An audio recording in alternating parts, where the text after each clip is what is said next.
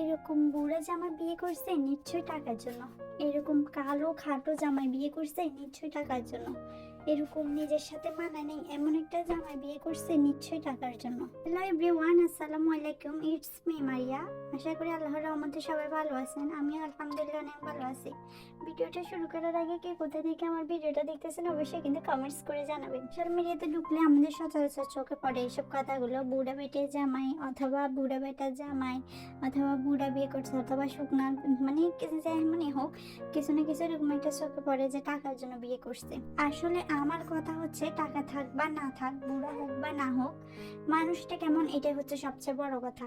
আপনি যাকে বিয়ে করছেন সে কি আপনার যত্ন নিতে পারতেছে, সে কি আপনাকে ভালোবাসতে পারতেছে, এটাই হচ্ছে সবচেয়ে বড় কথা। এই যে ধরেন সানবিজ ভাই তো অনেকে বলেন, তারপর লাইলাকে বলেন, ব্লুফেরি লাইলা, অথবা আপনি ফারহান আবি থেকে বলেন, ওদের হাজবেন্ডের কিন্তু খুবই ট্রল হয়। কিন্তু আপনি একটা জিনিস খেয়াল করলে দেখবেন ওদের হাজবেন্ড ওদেরকে যে পরিমাণ কেয়ার করে, বা আপনার ব্লুফেরি লাইলার কথা বললে লাইলা যেরকম কেয়ার করে মামুনকে, মানে এটা সচরাচর আপনার যে কচি জামাই আছে বা জোয়ান জামাই যেটাই বলেন, ওইটা আপনাদেরকে করে কিনা একবার প্রশ্ন করেন তো।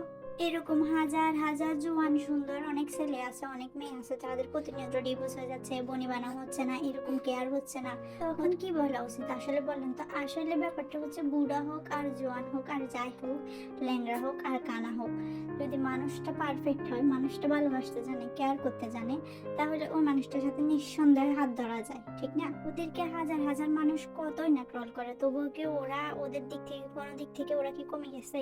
আসলে ওরা ওদের দিক থেকে কোন দিক থেকে কমে নাই।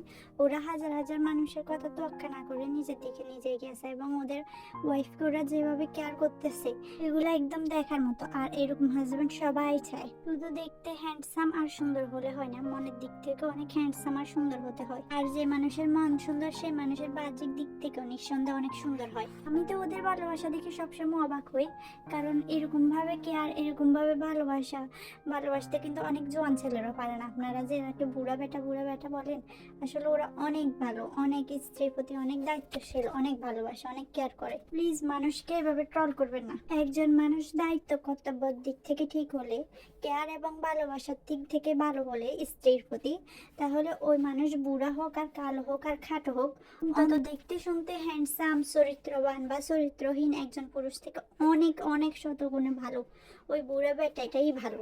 আর একটাই কথা, মানুষ যদি সোশ্যাল মিডিয়াতে কাজ করে আমরা তাকে নোংরা কমেন্ট করতে একদম প্রস্তুত।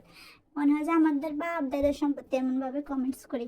আচ্ছা, আমার তাদের কথা মনে আসে যারা যে এতদিন তনিয়াপুর জামাইকে নিয়ে অনেক ট্রল করতো, এখন যে মানুষটা মৃত্যুসজ্জায়, মানে ওদের কাছে কি একটু খারাপ লাগতেছে বা একটু নিজের ভিতরে অপরাধ বোধ কাজ করতেছে যে এই মানুষটাকে নিয়ে আমরা কত নাকি বলছি, কত খারাপ বলছি?